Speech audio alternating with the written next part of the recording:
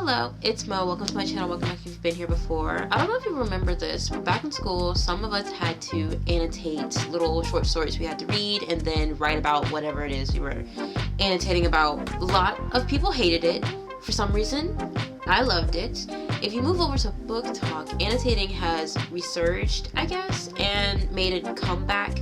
I have seen so many different people take a simple hobby such as reading and turn it into essentially an Olympic sport. Either you're talking about how many books you read, how many pages you can get through in a day, or how good your annotations look. And today we're going to talk about the last one. I love to annotate.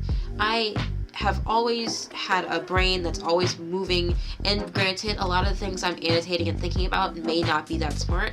I still like to annotate. It allows me to actually understand what I'm reading, take it in, and maybe care a little more than I would if I wasn't actually annotating.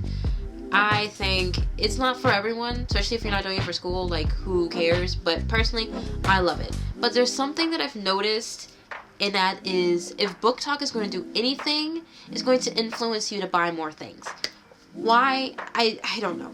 Usually I don't mind because I'm all about the aesthetics. As you can see, my room is very aesthetically pleasing. Aesthetics are my thing. I love pretty things. If anyone knows me, both in real life and on the internet, it's I love pretty things. Life is really sad and ugly. Pretty things make me happy. I feel like that's the basic way to put it, and I feel like at least 10,000 people can agree with that. But I also realize that pretty things are a part of the reasons why we're probably stuck in late stage capitalism.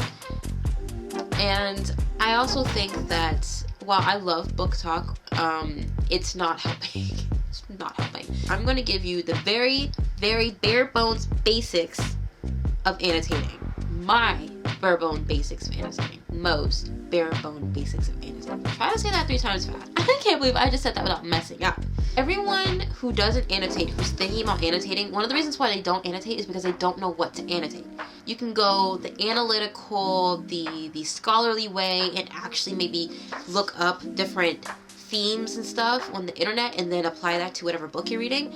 Or you could be like me and just pick whatever you think. I'm going to go through what you need to annotate. The bare bones. Remember, bare bones. Now, I'm a little biased or a little, como se dice, hypocritical, because I already have a lot of stationery.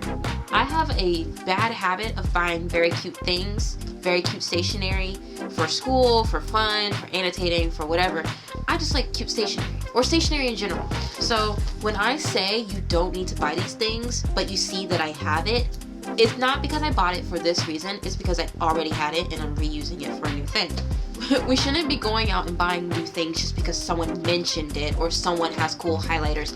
I'm going to show you what I got. I'm not going to go into great detail of other things you may need because granted, the only things you need are tabs. You need tabs. Okay, here's the thing about tabs. You can either get these tabs, or any type of tabs.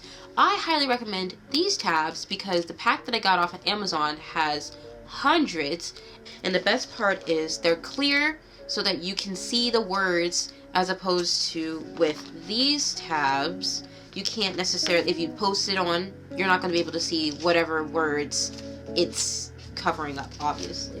A pen or a pencil, but I don't know what heathen barbarian uses a pencil to annotate. Just use a pen. That is the only aesthetically thing that I'm like, please just use a pen. I feel as though if you're comfortable with writing in the book in general, you gotta be comfortable with doodling, scratching things out, or just completely misspelling things. It could be because I'm dyslexic and I can't spell to save my life. I technically don't really use, but I see other people using it, and I'm 50-50 on, are highlighters, or for me, they're outliners. I've had these for years. Frankly, don't even use them that often when I'm annotating, but it will help point out what you're highlighting with the tabs. But I also like to underline my annotations. It's just easier because I don't have to open things. Now, I see a lot of people on book talk, they're usually annotating at a desk. I read and annotate wherever I go. On the train, in the car, while I'm at work. A lot of times I'm not at a desk when I'm reading, so that's why I just use the pen as opposed to opening and closing 10 different markers. But I don't particularly like highlighters because I'm scared it's going to bleed onto the next page. And I don't like how that looks. So use highlighters at your own discretion. Now, that's it. That's all you need. Tabs, highlighters, maybe, pens, and a book. Now, here are the little detailed things that you might also want. My pen is a 0.5 as opposed to a 0.7. Why? Because it's smaller and easier to write in the margins. That's not necessary if you don't care, but that's what I do.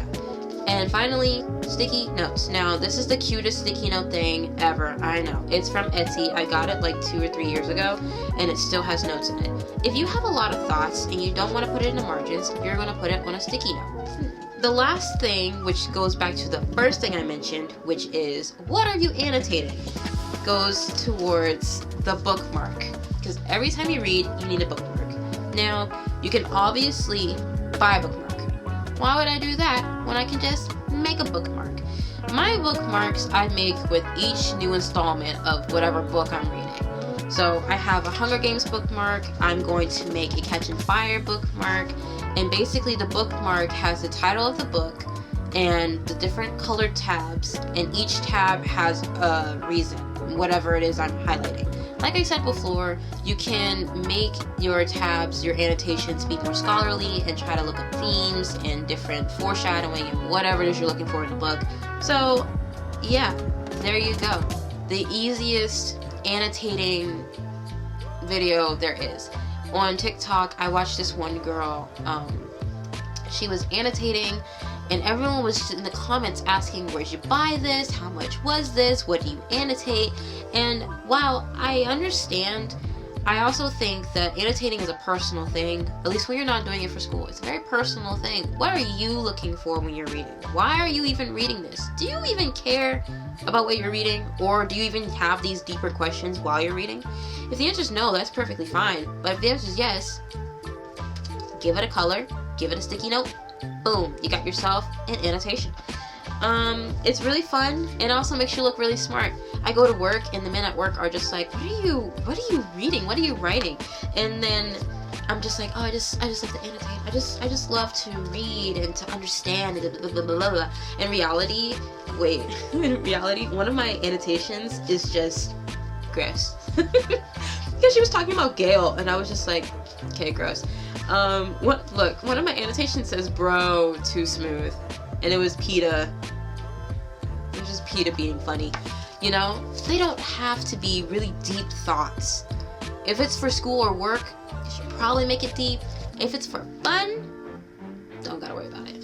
Don't gotta worry about it. Anyway, thank you for coming to this TED Talk. I hope this was very informative, or at least fun, or funny. I don't think it was, but I really hope you found it one of those 3 things. And if not, keep it to yourself and anyway. So thank you for coming. I'm so happy to see you, and I will see you next time.